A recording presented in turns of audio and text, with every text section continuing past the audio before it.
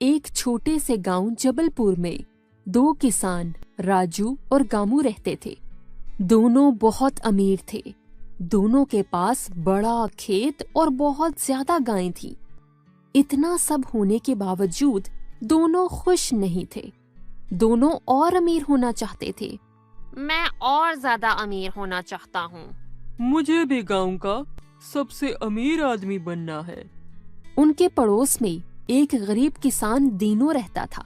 उसके पास एक गाय और छोटा सा खेत था, लेकिन वो बहुत खुश रहता था।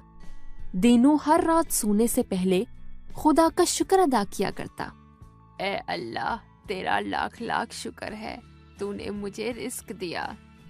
सब कुछ अच्छा चल रहा था, लेकिन राजू और गामू दीनू से बहुत हसद किया करते थे। हर वक्त दीनू के बारे में ही बातें करते रहते। दीनू इतना खुश कैसे रहता है? इसके पास तो सिर्फ एक खेत और एक ही गाय है। हाँ राजू भाई, पता नहीं ये कैसे इतना खुश रहता है। इसका कुछ करना पड़ेगा। क्यों ना हम इसकी गाय ही खरीद ले, फिर इसकी कहानी ही खत्म। हाँ यार, ठीक कह रहे हो तुम। फिर दोनों दीनू के पास जाते हैं और कहते हैं, और दीनू भाई कैसे हो तुम? अरे भैया, अल्लाह का शुक्र है, बिल्कुल ठीक ठाक हूँ। कहिए कैसे आना हुआ? दरअसल हम तुम्हारी गाय खरीदना चाहते हैं। इसके लिए हम तुम्हें चांदी के सिक्के देंगे। ये सौदा तुम्हारे लिए अच्छा रहेगा। लेकिन मैं तो अपनी गाय बेचना ही नहीं चाहता। आप लोग यहाँ से चले जाएं। राजू और गामू को बहुत गुस्सा आया। उन लोगों ने अपनी बेइज्जती का बदला लेने का फैसला किया। इस दीनू की इतनी हिम्मत जो हमें इनकार करे। शायद इसे मालूम नहीं कि हम क्या कर सकते हैं। दीनू को अपनी गाय पे बहुत गरूर है। हमें कुछ ऐसा करना होगा कि वो अपनी गाय बेचने पर मजबूर हो जाए। यही बदला लेने का सही तरीका है। लेकिन ये सब होगा कैसे? रात को हम उसकी सारी फसल बर्बाद कर देंगे। जब उसके पास कुछ नहीं होगा तो उसे गाय बेचनी ही पड़ेगी। राजू और गामू मिलकर रात को दीनू की सारी फसल जला देते हैं और हंसते हुए घर लौट जाते हैं। अगली सुबह जब दीनू अपने खेत पहुंचता है तो अपनी जली फसल देखकर सर पकड़कर बैठ जाता है और रोने लग जाता है। उफ खुदाया, ये क्या हो गया? अब मैं क्या करूँगा? दीनू ने बहुत सोचा, मगर हल नहीं निकला। गाय भी भूखी थी, उसे खिलाने के लिए भी कुछ न था। अगर मैं गाय को कुछ ना खिला पाया तो ये भूख से मर जाएगी, इसलिए इसे बेच देना ही बेहतर है। अगली सुबह दीनू गाय और जमा किए हुए चांदी के सिक्के लेकर बाजार की जानिब चल पड़ा।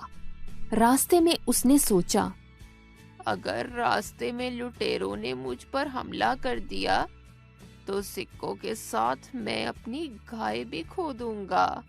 ये सोचकर उसने गाय की थैली में अपने चांदी के सिक्के भी छुपा दिए। चलते चलते वो थक गया तो एक दरख्त के नीचे गाय को बांधकर आराम करने लगा। उसी वक्त एक बड़ा व्यापारी बाजार को जा रहा था। गर्मी की वजह से वो भी उसी दरख्त के नीचे बैठ गया।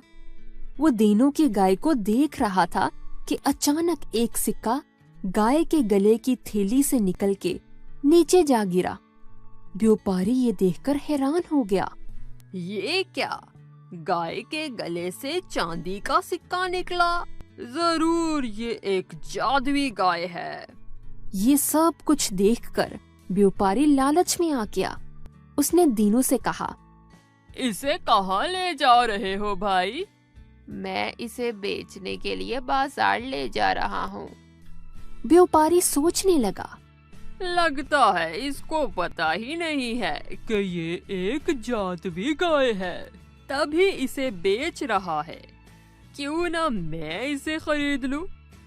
ये सोचकर उसने दीनू से कहा, तुम्हें कहीं भी जाने की जरूरत नहीं, ये गाय मुझे दे दो, मैं इसके लिए तुम्हें 5 लाख रुपए देता हूँ। ये कहकर व्यापारी ने 5 लाख रुपयों का बैग दीनू के सामने रखा।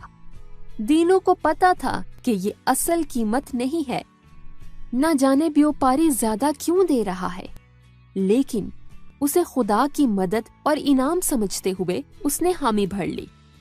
ठीक है, मुझे मंजूर है। व्यापारी ने बैग दीनू को दिया और गाय पकड़कर अपने घर को चल दिया। घर पहुंचकर दीनू वो पैसे गिनने बैठ गया और सोचने लगा, इतने ज्यादा पैसों से तो मैं बहुत सारे जानवर खरीद सकता हूँ और उन्हें खाना भी खिला सकता हूँ। कुछ देर बाद राजू और गामू उसके घर पहुंच गए। इतने सारे पैसे देखकर दोनों हैरान रह गए। उन्हें अपनी आंखों पे यकीन न हुआ और कहने लगे, अरे दीनू, कहाँ से आए ये पैसे? कहीं तुमने चोरी तो नहीं की? अगर चोरी की है तो बता दो, हम किसी से कुछ नहीं कहेंगे, हमारा हिस्सा हमें दे दो बस। नहीं नहीं भैया, मैंने चोरी नहीं की है, खुदा ने मुझे गाय के बदले दिए हैं। मैंने अपनी गाय को बेच दिया, ये उसी की कीमत है। अब मैं बहुत सारे जानवर और उनका चारा भी खरीद सकूंगा। ये सुनकर राजू और गामू दंग रह गए और अपना सा मुंह लेकर वहां से चल दिए। इस कहानी से हमें ये सबक हासिल होता है कि किसी को नुकसान पहुंचाकर या किसी का बुरा चाहने से कभी कुछ हासिल नहीं होता। और जो आदमी अल्लाह पाक पर भरोसा करता है, अल्लाह पाक उसकी जरूर मदद करते हैं। तो आप भी आज से कोशिश करें कि हमेशा दूसरों का भला चाहेंगे। किसी गांव में एक किसान अपनी बीवी के साथ रहा करता था। अपना गुजारा करने के लिए वो मक्खन की टिक्कियां बनाकर शहर बेचा करता था। एक दिन किसान की बीवी ने 1-1 किलो की कुछ टिक्कियां बनाई और किसान से कहा कि इनको शहर बेच आए। किसान वो टिक्कियां लेकर शहर रवाना हो गया। वो टिक्कियां एक दुकान पर बेचता और मिलने वाले पैसों से उसी दुकान से सौदा सलफ लेकर घर को रवाना हो जाता। दोनों के दरमियान काम यूं ही चलता रहा। एक दिन टिक्कियां रखते हुए दुकानदार ने सोचा, क्यों ना इन टिक्कियों का वजन करके चेक कर लिया जाए। जब दुकानदार ने टिक्कियां तोली तो वो हैरान रह गया। हर एक टिक्की 900 ग्राम की थी। हर टिक्की का वजन 100 ग्राम कम था। उसको किसान पर बहुत गुस्सा आया। झूठे मक्कार बेईमान शख्स, मैं तुम्हें नहीं छोड़ूंगा। अगले हफ्ते किसान दोबारा टिक्कियां बेचने उसी दुकान पर गया तो उसे देखते ही दुकानदार जोर जोर से चिल्लाने लगा, खबरदार, जो तुमने मेरी दुकान में कदम भी रखा तो फौरन निकल जाओ मेरी दुकान से। झूठे बेईमान और मक्कार शख्स हो तुम। मैं तुमसे कोई कारोबार नहीं करना चाहता। जो टिक्कियां तुम मुझे बेच कर गए थे वो सब 1-1 किलो की बजाय 900 ग्राम की थी।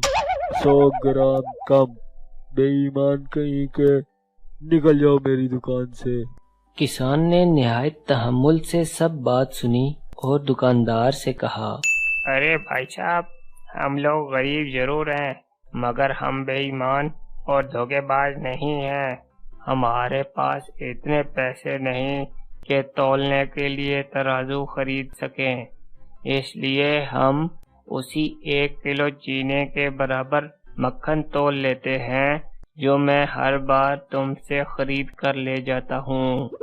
किसान की बात सुनते ही दुकानदार बहुत शर्मिंदा हो गया। तो बच्चों, हमें ये सबक मिलता है कि किसी को धोखा नहीं देना चाहिए। जैसा बोओगे वैसा काटोगे। इसलिए अच्छे बनो और सबके साथ अच्छा करो। दोस्तों, यकीनन आपको हमारी आज की वीडियो पसंद आई होगी। मजीद अच्छी वीडियोस के लिए हमारा चैनल सब्सक्राइब कर लें।